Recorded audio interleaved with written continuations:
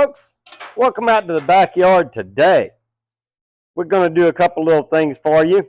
One in particular, we're going to call this corn fritters. Now, it's a big debate over what's a fritter, what's a corn patty, what's a corn cake. There's a lot of different ways. To me, a corn fritter is you make up your batter, you dip it in there with a little spoon, and you put that spoon off and deep fry it. And it comes out to a little puffy ball, sort of like a hush puppy kind of way. To me, that's a corn fritter.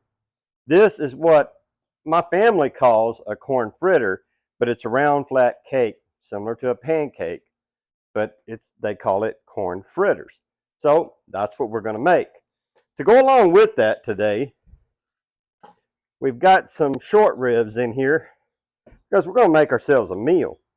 These have had lime juice, salt and pepper on them for, about an hour, maybe an hour and 15 minutes.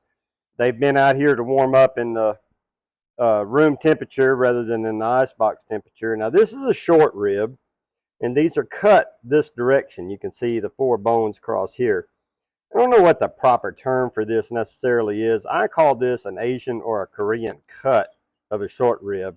I'm probably wrong with that, but that's the way I refer to it. We're not going to put them on because as thin as those are, it's not going to take very long for that to cook.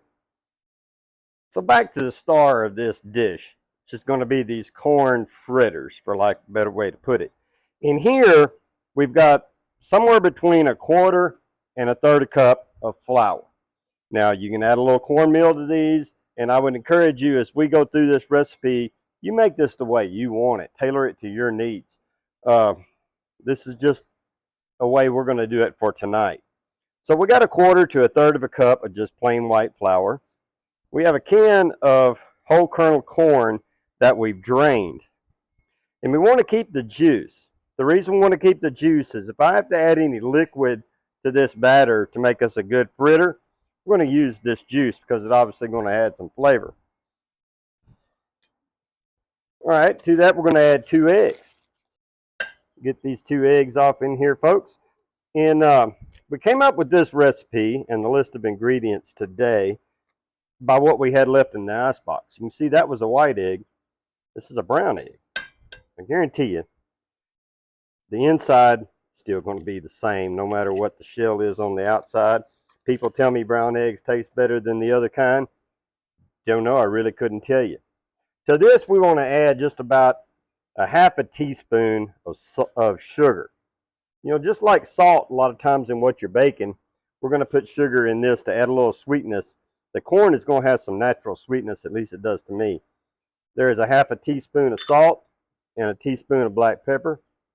There is a teaspoon of red pepper flakes.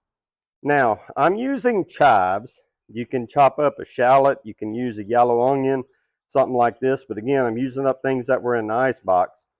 This is about 1/4 cup of dried chives. And in here, we got 1/4 to 1/3 cup of cheddar cheese, grated. All right, now I can hear a couple of people now. They're asking me a question. You put those eggs in here, you didn't beat them. True. But as long as we make sure those eggs are well incorporated and blended up in here and the yolks are busted up and the whites are all together, that's fine. Trust me, I've done it like that many a times and everything comes out good. Now, we want this to be not a pancake type batter, but we do want it to have a little bit of fluid motion to it, but it's still got to be dry enough to hold together. All right, you can see we got our mixture mixed up. We still got just a little bit of pocket here and there of just a little bit of dry material. So we want to add just a smidgen. Now trust me, this right here, a little bit's going to go a long way. And if y'all have cooked a lot, you know that you can put a little liquid in something, sometimes it will go crazy. Maybe just a droplet more. And you watch, I'm going to get this too wet for y'all and I'm going to have to deal with it. But it gets a little wet, we put a little more flour, a little more thickener in there to make it better.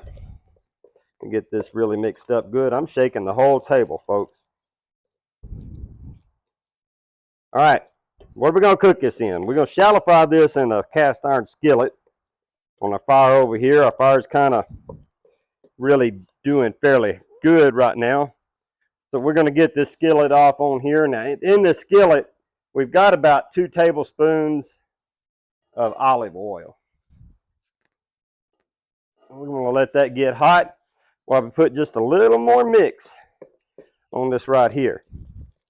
I've had a couple people ask me, and cooking at home in my backyard, what they've asked me to show or to talk about is kind of difficult. But the next time I'm out on the wagon, I'm going to do my best to make a video on it. What they asked was, how do I time the different dishes so it all comes together when it's time to eat? That's a big thing, and it is an important thing, especially when you're out on your wagon and you're cooking, and you're doing a lot of things like that. And there's some tricks to it, and I'll see if I can pull them out and show you. All right, folks, we got our pan getting hot over here. You can see the oil's kind of smoking, so it may be a little hot. We got this little whiz-bang cheap dollar store measuring cup, but we're going to use it as a scooper. I'm going to get some of that in here. And off in here we go. We want this to kind of make like a little patty. And it's naturally going to flatten out as it gets hot. And they're not all going to be the same size or the same shape.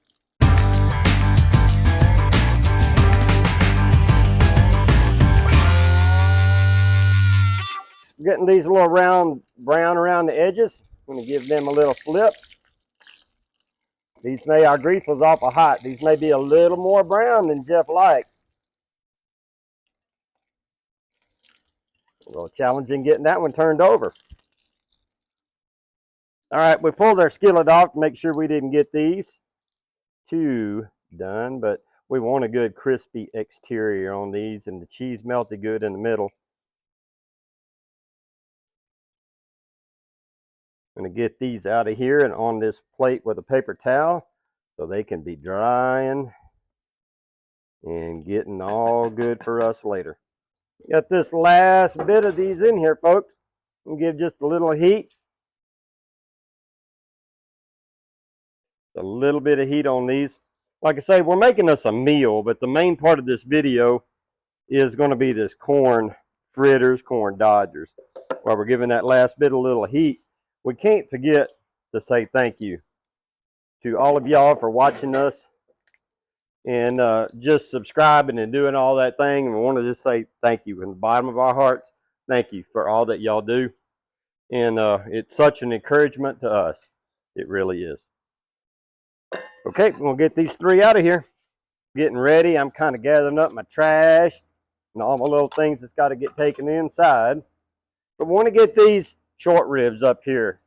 Korean cut, thin cut, cross cut, however you want to call them. Got these short ribs up here. We're going to get ready to put them on. These aren't going to take real long to cook.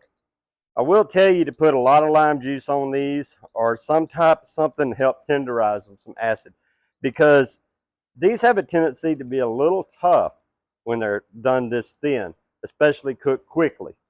Most short ribs are simmered over a long period of time in some type of broth or sauce or something. These are a little different. You got to play around with it, but we need a little protein to go with our corn fritters. We got this one of them here that needs to come off onto our plate. And this last one needs to get flipped over. I don't know why it is. And all of y'all are the same. I can mix up a bunch of batter, put 3 of them. If I have a big skillet, I can put 4 or 5. Never fails. I got enough to do. One all by itself at the end. Never comes out even to a thing. And if there's any chef out there that tells you, well, I can mix it up and it'll be even. Nah, it ain't going to work that way. Looking at this last one while we go here, I want to tell you one other thing real quick. A lot of my recipes are kind of twisted by the way I look at it, or I just put a little tweak to them, or I do something a little special. Probably not with this type of dish.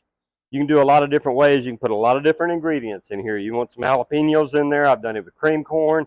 With that, I've done a lot of different ways to get these to come out. You want a good crispy golden brown all over and just get them good.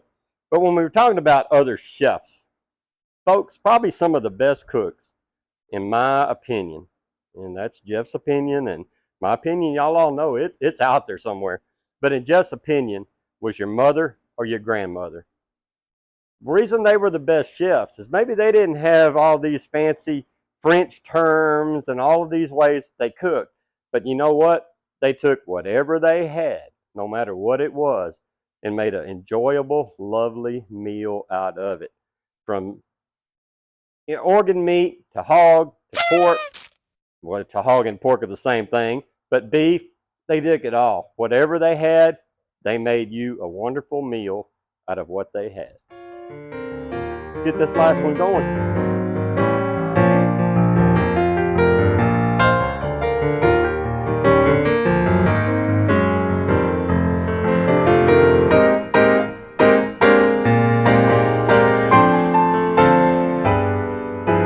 All right, we got these little short ribs, folks. I'm going to get these on here. Again, it's not going to take long to cook, and I've got a fairly warm fire. So we want to reach back on the back here where I've got more coals than I do flames. And I got my tongs over there and they got a little hot. All right, folks, we're going to be bringing these ribs off here.